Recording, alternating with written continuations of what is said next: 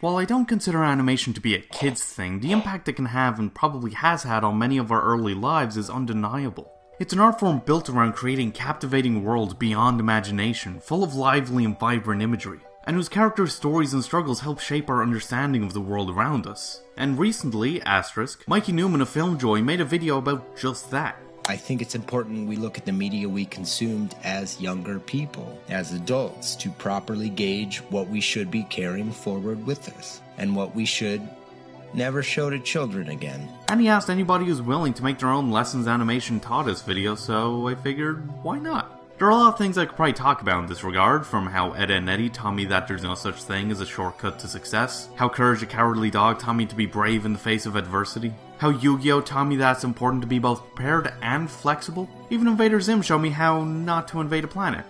A lot of useful information in there. But there's one movie in particular that's always stuck out in my mind as a classic. One that's had a much bigger influence on me than I think I ever realized, and that over time has become oddly relevant and eerily poignant. And no, I'm not joking, I am talking about Digimon, the movie.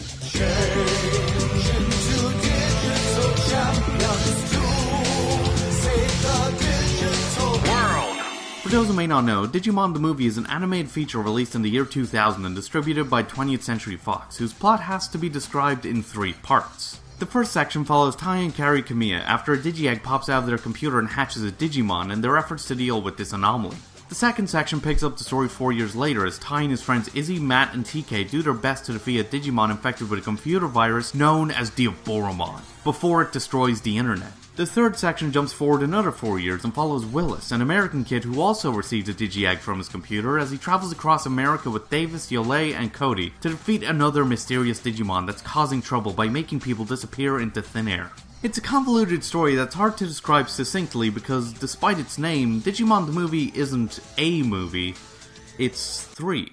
You see, after seeing the success 4Kids and Nintendo had found with the release of the first 2 Pokemon movies, Fox wanted to try and replicate that with Digimon. However, Toei Animation, the studio that produced Digimon's animated series, hadn't made any feature-length films for it at the time. But they did have a few short films. Digimon Adventure, not to be confused with the series of the same name, Digimon Adventure Our War Game, and Digimon Adventure 2, Hurricane Landing, Transcendent Evolution, The Golden Digimentals, which I'll refer to as Hurricane Touchdown for brevity's sake and just because that sounds badass. Fox used these 3 shorts to create a feature-length film for the franchise. Being 20, 40, and 60 minutes respectively, the shorts combined would have reached 2 hours, but Saban Entertainment, the company responsible for dubbing the movie as well as the first 3 Digimon series, lacked the funding to produce a film that long and consequently had to make significant edits. Over 40 minutes of footage was cut, with Hurricane Touchdown losing about 30 minutes, half its runtime, and believe me, it shows.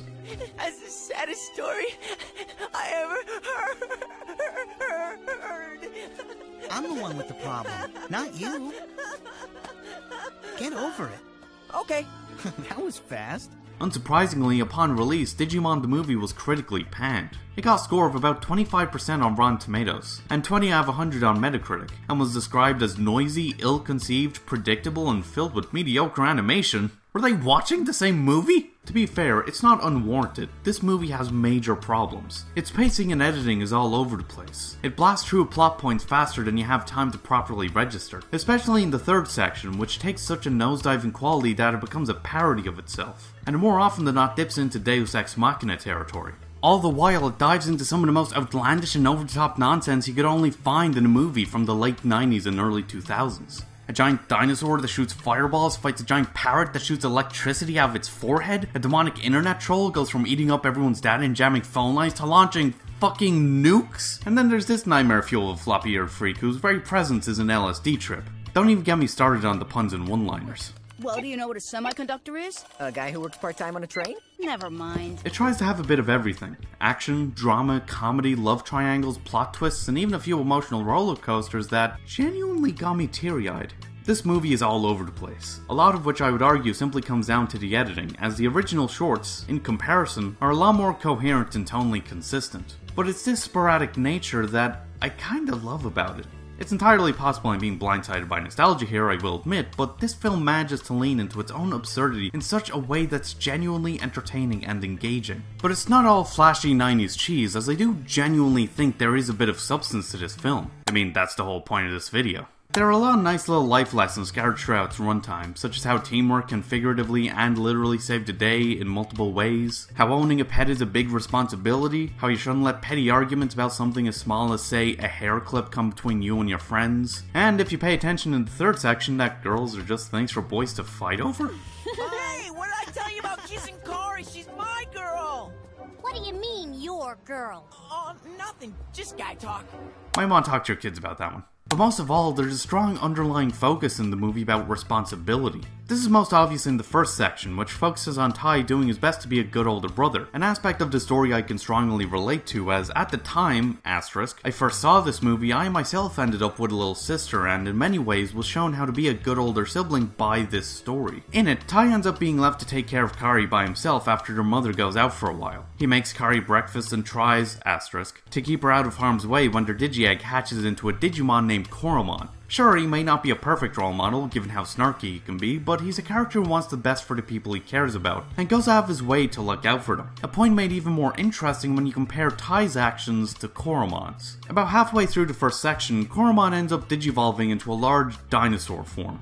He hops out of their bedroom window and starts exploring his new surroundings, with Kari still clinging to his back. Though starting off innocently enough, as the sequence progresses, we quickly see just how much danger Koromon's exploration and subsequent path of destruction puts Kari in. Compared to Tai, Koromon comes across as simply uncaring, doing as he pleases without a second thought for how it will affect those around him. By contrasting Tai's caring nature with Koromon's destructive indifference, the film emphasizes the idea that a good older sibling and a good person in general should take into consideration how their actions will affect others, instead of simply acting on impulse and hurting everyone.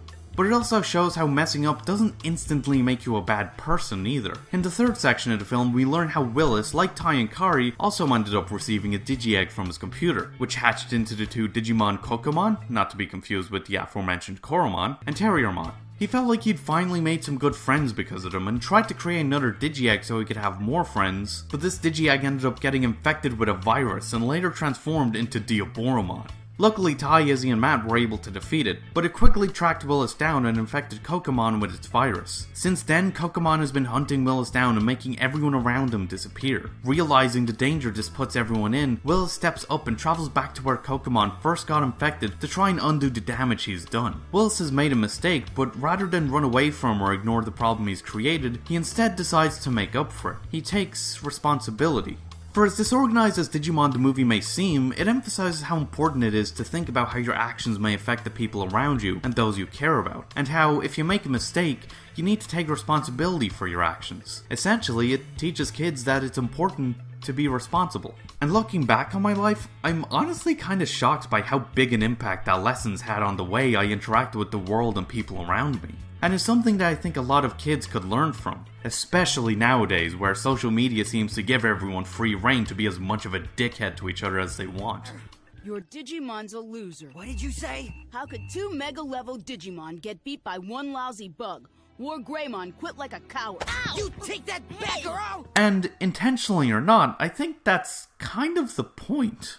Time has this weird tendency to expose all the faults of a piece of media we may not have noticed when we originally experienced it. And while that's definitely true for this film, it's also given it a chance to appreciate value over the years, one might say. Specifically in how it portrays the internet. It does its best to display the pros and cons of online life. It shows its ability to connect people from all over the world, whether they're talking to distant friends and family members, sending words of encouragement to Tai, Izzy, Matt, and TK as they watch them fight Diaboromon, or, as shown before, shit-talking them for getting their asses kicked. It also shows its power to mess with our day-to-day lives without us even realizing. A point made even more relevant by the fact that the original Our Wargame short portrays Diaboromon as more of a troll than anything else. Messing with the main characters, stealing info, sending spam emails, jamming phone lines, and the more you think about this, the more it starts to hit a little too close to home.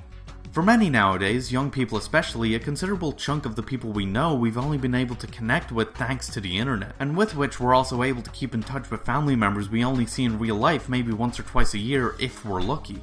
It's also because of it we're able to get near limitless amounts of information and entertainment, and with which we've also been given the chance to educate and learn, to entertain, and to voice our opinions online, for better or for worse. We live in an age where our perception of reality is actively manipulated both maliciously and unintentionally, because of hackers and trolls, our own assumptions and biases, and all the algorithms many different social media sites have set up to regulate the incomprehensibly vast amounts of information being uploaded to them every single second of every single minute of every single hour of every single day.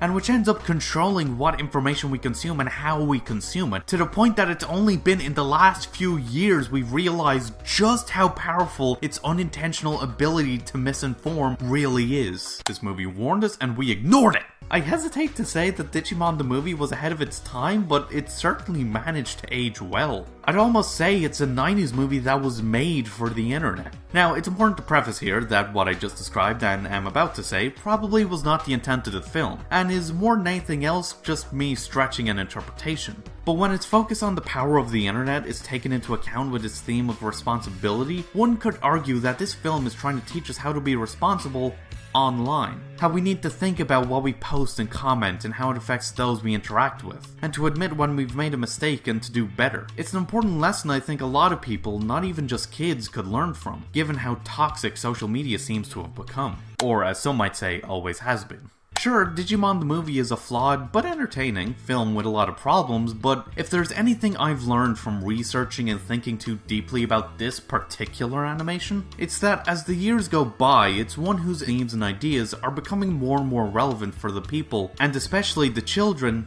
of this internet age. And yeah, those are my thoughts. Admittedly, this video is kind of roundly and goes off topic quite a bit, but everything about this movie is just such an experience, and I needed to talk about as much of it as I could. I want to thank Mikey for starting this whole challenge, I guess you could call it. It was fun to try, and it's given a lot of creators a chance to shine, and there are a lot of great videos made for this I would highly recommend checking out if you have the time. Anyway, let me know what you think, if you agree, disagree, if you remember how radical the 90s were, what lessons you learned from the animated films and shows you watched as a kid, etc. And thanks for watching. Be sure to check out my last video where I talk about Hisone Tommaso-tan and why it's so fun to watch. Or check out my breakdown of Darling and the Franxx and its melodramatic relationship problems. And if you enjoyed this and want to see more, then don't forget to like, comment, share, and of course, subscribe to come fly with me. You can also follow me on Twitter for more updates about this channel and other stuff, and hopefully, I'll see you later.